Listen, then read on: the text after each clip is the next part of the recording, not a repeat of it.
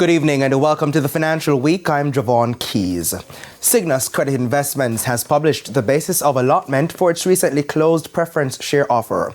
The invitation, which closed on December 15 after an extension, was oversubscribed. Now, the Class C shares, which sought originally to raise 800 million Jamaican dollars, had a request for shares at 109% more than the original shares set aside in the category. Now, that class of shares was upsized to 1.6 billion Jamaican dollars. Now, the Class D shares were 68% oversubscribed, upsized to 10 million US dollars from 10 million US dollars to 16.78 million US dollars, and the Class E shares were capped at 23.22 million US dollars, a 136% increase compared to the $10 million earmarked for the category.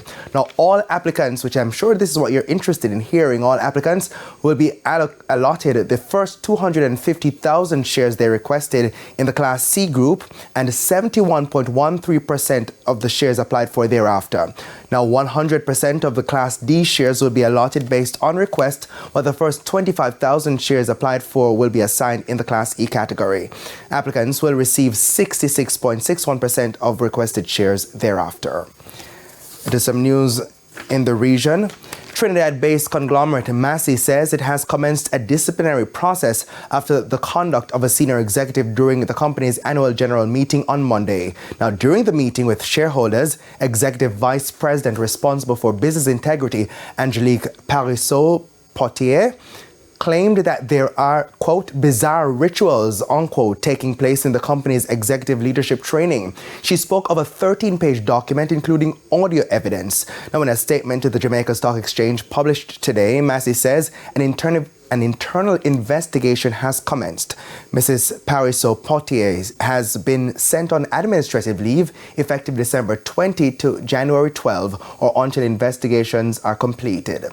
While the board categorically denied the accusations, the Guardian newspaper in Trinidad and Tobago is reporting that Massey said it has launched an independent probe to look into each of her allegations. Now, back home, the US dollar is being sold for an average $155.24. $117.09 is the going rate for the Canadian dollar. The average cost for the pound is $197.05, while the euro is selling for $173.61. To the stock market, the JSE index gained 813 points today, while the junior market index increased by 46 points. Among the 46 winners were Iron Rock Insurance, iCreate, Key Insurance Company, Caribbean Cream, and JMB Group 7.25% shares. The 29 losers included Epley, Caribbean Flavors and Fragrances, Everything Fresh, Stanley Motor, and Elite Diagnostic. And that's the Financial Week. I'm Javon Keys. Good evening.